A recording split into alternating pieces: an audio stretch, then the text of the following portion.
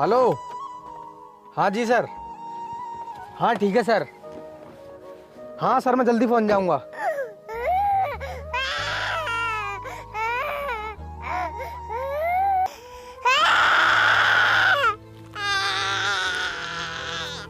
अरे बेटा तुम रो क्यों रही हो? और तुम्हारे मम्मी पापा कौन है? मैं तुम्हारे घर तक छोड़ दूंगा तुम्हें।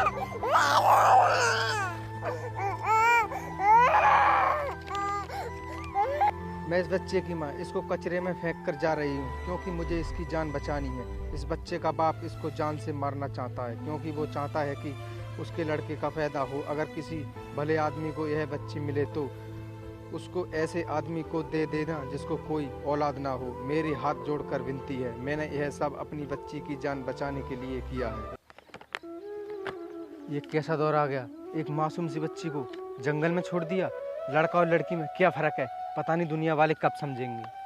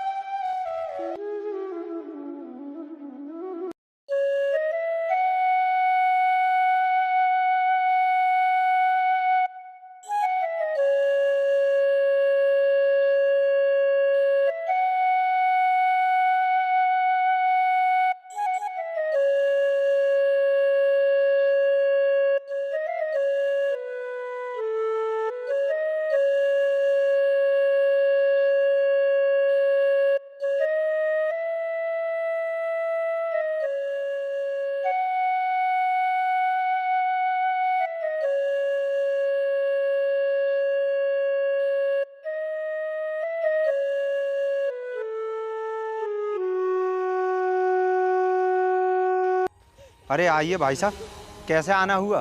अरे आया क्या मास्टर जी, इस बच्ची को लेकर आया। इसको ना अपने हॉस्टल में रखो और इसको यहीं पर पढ़ाओ। अरे ये तो बहुत अच्छी बात है भाई साहब, पर ये बताओ ये बच्ची है कौन?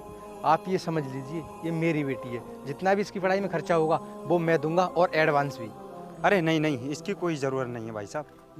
हमारे पास छोटा वाला जो हॉस्टल है ना, उसमें बहुत सारे इस जैसे बच्चे पढ़ रहे हैं। और उसमें पता है, महिलाएं बच्चों के लिए अच्छे से ध्यान रखती हैं और खाना टाइम पर खिलाती हैं। हम उसी वाले हॉस्टल में इस बच्ची को कर देंगे, इतनी कोई ज़रूरत नहीं पड़ेगी। धन्यवाद मास्टर जी, आपने ना मेरी टेंशन दूर कर दी।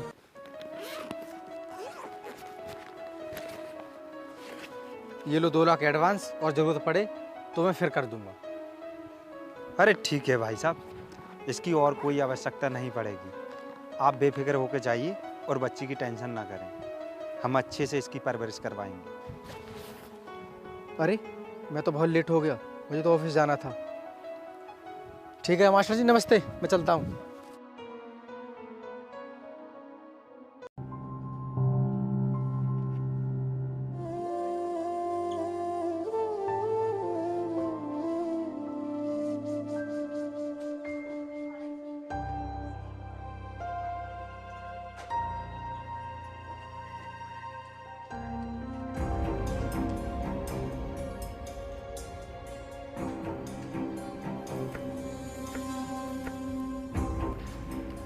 जी सर बताइए, आपने मुझे इतनी जल्दी क्यों बुलाया?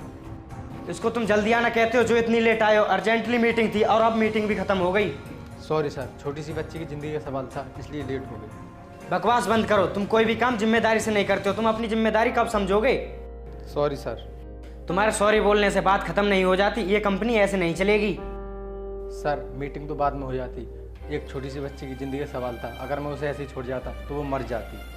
ये नई नई कहानी मुझे मत सुनाओ। जानता हूँ मैं तुम बचने के लिए कोई बहाना ढूंढ रहे हो। सॉरी सर, मुझे माफ़ कर दीजिए, आगे से ऐसी गलती कभी नहीं होगी। सॉरी का क्या करूँ? अब तुम ऐसी गलती करने लायक बचे ही नहीं हो। क्या मतलब सर? मैं कुछ समझा नहीं। मतलब क्या? मैंने तुम्हें नौकरी से निकाल दिया है। नहीं नहीं सर, आप ऐसा मत कीजिए, मेरे पास यही तो एक नौकरी है। तो मैं क्या करूँ? और मजे लो और आओ लेट। नहीं सर, किसी के साथ भलाई करने की ये सजा नहीं दे सकते आप। निकल जाओ यहाँ से और यहाँ दोबारा आने की गलती भी मत करना। लेकिन मुझे खुशी इस बात की है कि मैंने आज एक मासूम बच्ची की ज़िंदगी बचा दी। अबे ओए, अगर दिखाकर जा कहाँ रहा है? जो तुझे कंपनी ने गाड़ी दी है उसकी चाबी तो देता जा।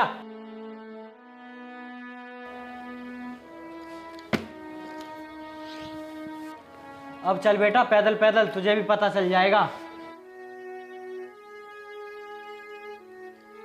अब मैं क्या करूं? मेरी नौकरी भी चली गई। मेरे पास जो पैसे थे मैंने हॉस्टल वाले मास्टर को दे दिए। मेरे 2 भाई हैं, उनकी जिम्मेदारी मेरे ऊपर है। कुछ समझ नहीं आता क्या करूं मैं।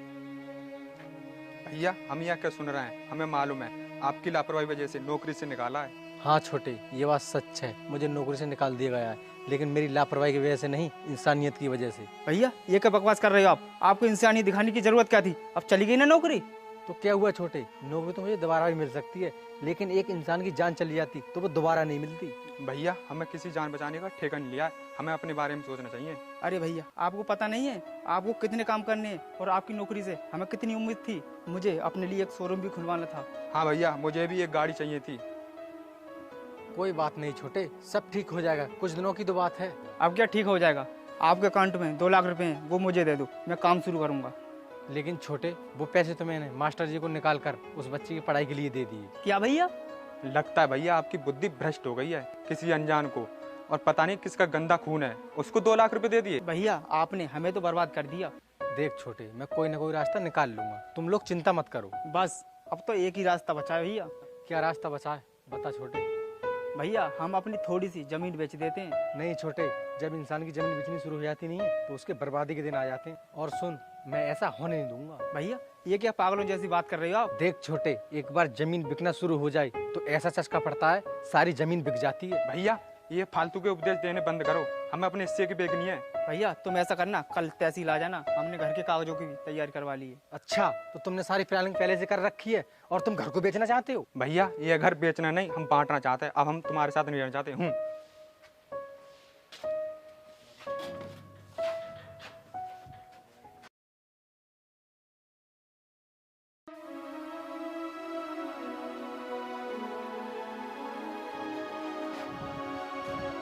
ये लो भैया। ये सब क्या है छोटे? भैया निकलो यहाँ से, इसमें तुम्हारे कपड़े हैं। लेकिन क्यों? सॉरी भैया, जमीन और घर हमारे नाम पर हो गया है। लेकिन क्यों? तुमने ऐसा क्यों किया? तुम मुझसे कहते, मैं खुशी खुशी सब कुछ तुम्हारे नाम कर देता। भैया अपनी बकवास बंद करो, हमने ये सब इसलिए किया है ताकि तुम ये सब गरीब भिखारियों को दान में दे दो। ठीक है छोटे, लेकिन अब मैं जाऊंगा कहाँ? हम नहीं जानते, वैसे हमारे देश में अनाथ आश्रमों की कमी नहीं है भैया।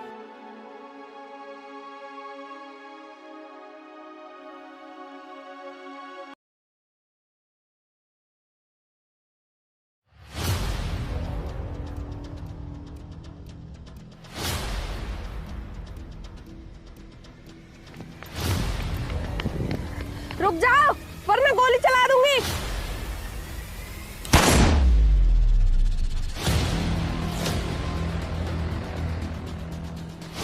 आज तो तुम दोनों मुझसे बच गए, फिर देखती हूँ तुम्हें कैसे बचते हो।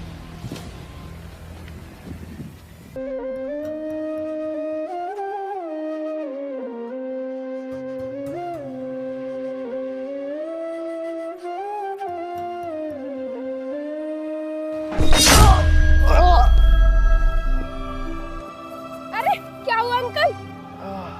अरे उठो अंकल, आपके ज्यादा चोट तो नहीं आई है? बेटी, अब मुझसे चला भी नहीं जाएगा। अरे अंकल आप चिंता मत करो, आइए मेरे कंधे पे हाथ रखिए, चलो।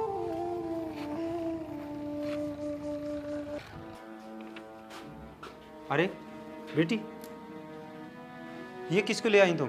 मैं नहीं जानती इन्हें, एक गाड़ी रास्ते पर इनको टक्कर मारकर चली गई थी। अच्छा बेटी। अरे भाई साहब, आप अब तक कहाँ थे? सर क्या आप इनको जानते हो? हाँ बेटी, ये तेरे पिताजी हैं। इन्होंने बचपन में पढ़ने के लिए तुझे मेरे पास छोड़ दिया था। क्या मास्टर जी, ये वही बच्ची है जिसको मैं तुम्हारे पास लेकर आया था? हाँ जी हाँ भाई साहब, ये वही बच्ची है। ये पढ़ लिख कर अब दरोगा बन गई है। मास्टर जी, आज मैं इसको कामयाब देखकर बहुत खुश हूँ। लेकिन पिताजी, आप अब तक कहाँ थे और मुझसे मिलने क्यों नहीं आए थे आप? बेटी, मैं मजबूर था। पिताजी आप मुझे ये बताओ, जिस गाड़ी ने आपको टक्कर मारी थी क्या आप उसे जानते हो? बेटी, उस कमीने ने ही तो मेरी ज़िंदगी बर्बाद कर दी। उसने ही तो मुझे नौकरी से निकाला था बिना किसी गलती के। पिताजी, क्या हुआ था आपके साथ? आप मुझे बताओ। बेटी, बचपन में जब मैंने तुझे अकेले जंगल में रोता हुआ देखा था और तुम्हारी वजह से उस दिन में मीटिंग में जाने से लेट हो गया, और मेरी नौकरी छिन जाने के बाद मेरे दोनों भाइयों ने मुझे घर से बाहर निकाल दिया। मेरे पास जो कुछ भी पैसे थे तेरी पढ़ाई के लिए मैंने मास्टर जी को दे दिए। आपने मुझे बचाने के लिए अपनी जिंदगी नरक बना ली। आपका ये एहसान मैं कभी नहीं भूलूंगी पिताजी, पर अब मैं तुम्हें इंसाफ दिला कर ही रहूंगी। चलो मेरे साथ।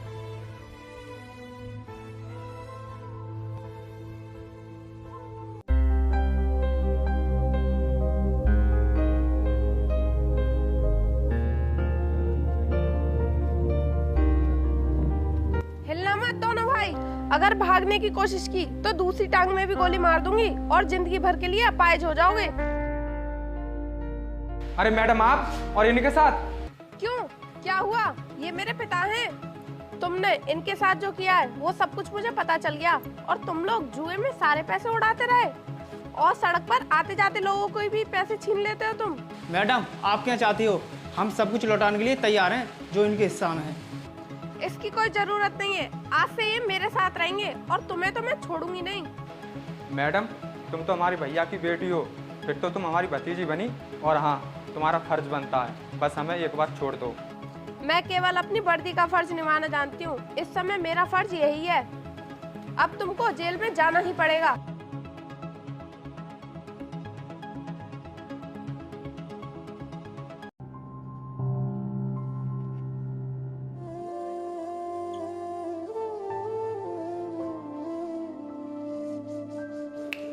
हेलो, क्या आप इन्हें जानते हो?